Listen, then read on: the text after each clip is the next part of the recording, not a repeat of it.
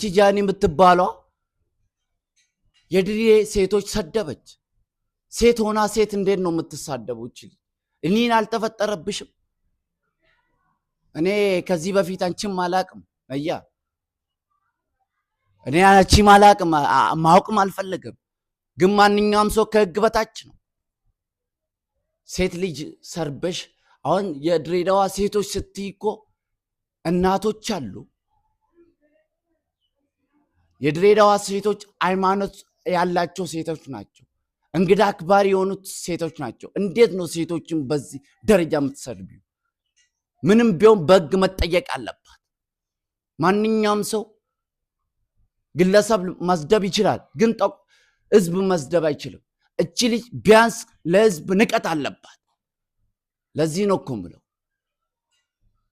ፌመሶች በብዛት እውቀት የላችሁ ፌመስነት እንጂ። እኔ የምላችሁ ፈጣሪ ያግዛችሁ። ዝም ብላችሁ በመጣላችሁ ሙድ እንዳትሄዱ፣ ራሳችሁ መያዝ ሞክሩ።